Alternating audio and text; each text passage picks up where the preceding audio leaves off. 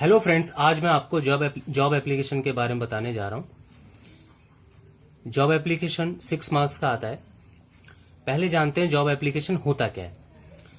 Job application, मान लो किसी आप न्यूज़पेपर में कोई मान लो जॉब निकली है, कोई वैकेंसी निकली है कहीं पर, तो आप भी सोचते हैं कि हमने भी 12th पास कर लिया, हमने भी ग्रेजुएशन कर लिया है, तो क्यों ना हम इस जॉब के लिए आवेदन कर दें, अप्लाई कर दें। तो जब हम किसी एडवर्टाइजमेंट को न्यूज़पेपर में देख करके जॉब के लिए अप्लाई करते हैं, आवेदन करते हैं, तो उसको जॉब एप्लीकेशन कहते हैं। तो जॉब एप्लीकेशन लेटर लिखने के लिए सबसे पहले हम सेल्फ एड्रेस लिखते हैं। जैसा कि आप देख सकते हैं, यहाँ लिखा है B5/16 साकेत, न्यू दिल्ली। यानी ये आपको सेल्फ एड्रेस लिखना है सबसे ऊपर, और ये आपको क्वेश्चन में गिवन रहता है। उसके बाद आप एक लाइन का स्पेस छोड़ देंगे, फिर आती है डेट, जैसे दिखा रखी है, आप ऐसे ही लिखें।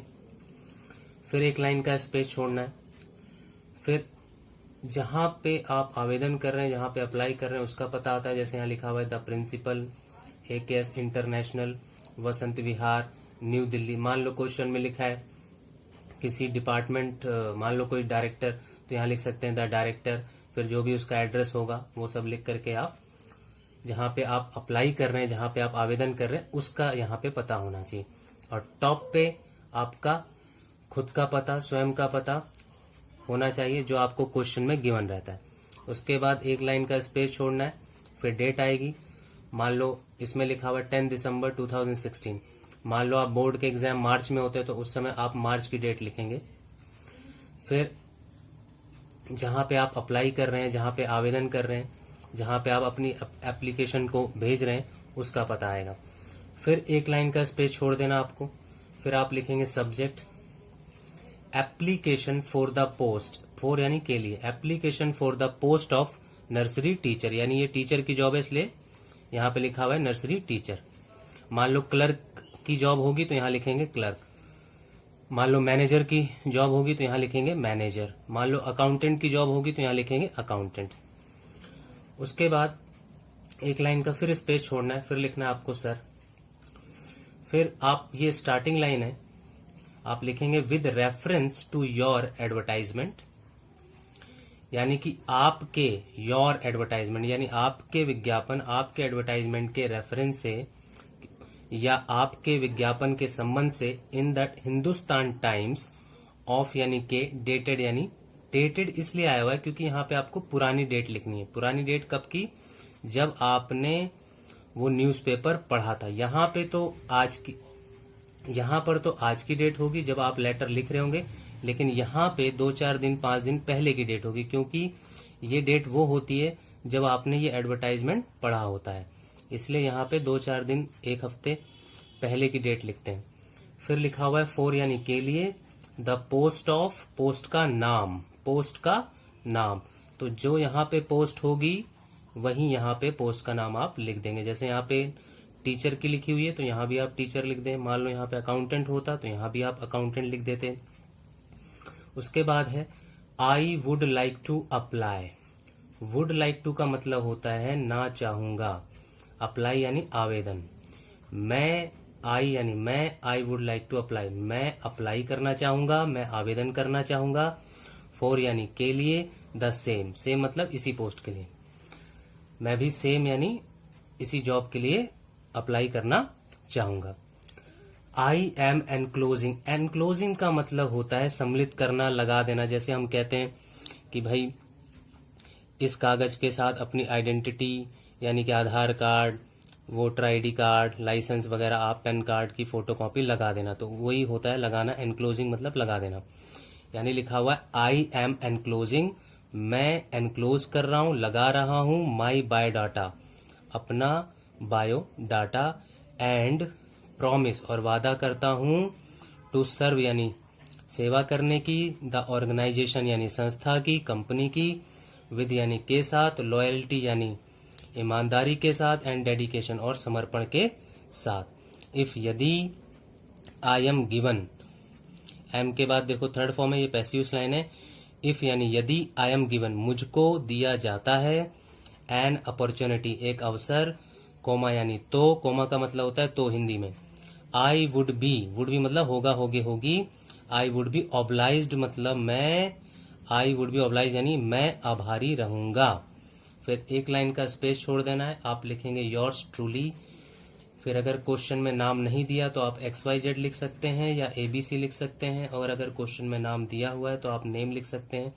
जो भी क्वेश्चन में नाम होगा जैसे विजय, नितेश, विनोद, वो सब आप लिख सकते हैं इसके अंदर, जो भी क्वेश्चन के अंदर नाम होगा। उसके बाद ये लेटर अभी खत्म नहीं हुआ, इसमें बायोडाटा भी अटैच करना होता है, बायोडाटा भी लगाना होता है। तो उसको शो करने का तरीका देखते हैं। ये लिखा हुआ है, सबसे पहले आप एनक्लोज्ड लिखेंगे, फिर सेंटर में लिखेंगे बायोडाटा, वो कैपिटल में होना चाहिए।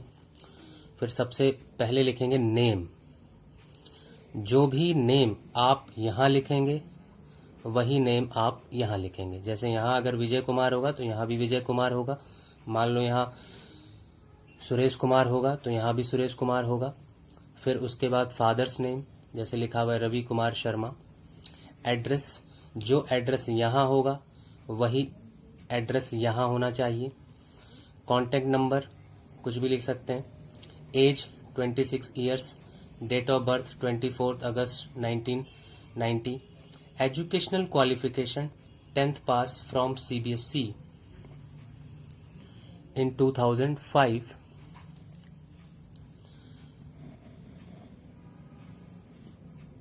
12th pass from CBSE in 2007। Gap दिखाना है, जैसे यहाँ 2005 तो यहाँ 2007। फिर BA पास फ्रॉम DU यानी दिल्ली यूनिवर्सिटी in 2011।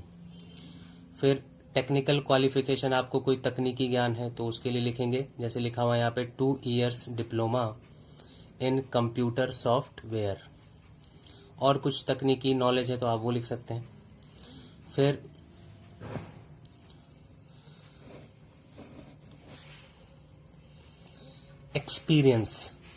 एक्सपीरियंस में जैसे आपको काम का कोई अनुभव है, आपने पहले कोई काम करा हुआ है कहीं, तो उस पर लिखेंगे वर्किंग यानी काम किया हुआ है, एज यानी के रूप में, टीचर के रूप में इन टीनू पब्लिक स्कूल में, सिंस जुलाई 2013 से आप कर रहे हैं, तो अभी 2016 चल रहा है, तो ये आपको लगभग 2.5 साल, पौने 3 साल का आपको एक्सपीरियंस हो गया। मान लो आप अकाउंटेंट है किसी कंपनी में, तो आप लिखेंगे working as accountant in Videocon company since July 2014, since July 2015, वो आपकी मर्जी है।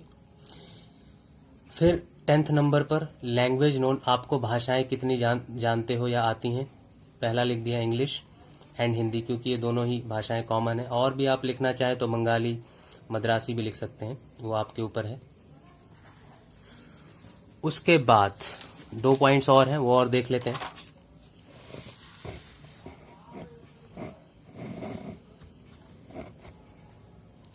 इलेवेंथ नंबर है सैलरी एक्सपेक्टेड, यानी आप एक्सपेक्टेड मतलब आशा करना, आप सैलरी यानी वेतन कितना एक्सपेक्ट करते हैं। तो आप करते हैं ₹20,000 पर मंथ। आपको ज़्यादा चाहिए तो आप लिख सकते हैं ₹40,000 पर मंथ, ₹50,000 पर मंथ। फिर आपकी हॉबीज़, आपको हॉबीज़ क्या है आपकी? हॉबीज़ में लिखा हुआ है टीचिंग, पढ़ाना अच्छा लगता है, सिंगिंग गाना अच्छा लगता है, एंड रीडिंग, और पढ़ना अच्छा लगता है। और भी आप प्लेइंग क्रिकेट, फुटबॉल भी लिख सकते हैं, आपकी मर्जी है। फिर रेफरेंस होता है, आपके 2 गारंटर होते हैं, ये आपकी गारंटी लेते हैं ये 2 लोग। आप किसी भी 2 लोगों के नाम लिख सकते हैं, और वो कहाँ पे काम करते हैं या उनकी पोस्ट क्या है या वो क्या करते हैं, वो आपको लिखना है। जैसे हमने लिखा हुआ है मिस्टर RK जैन, ये डायरेक्टर हैं VK India school new Delhi में। दूसरा हमने लिया मिस्टर रोहित कुमार, क्लर्क हैं ये गवर्नमेंट सेक्टर में, गवर्नमेंट फील्ड में न्यू दिल्ली।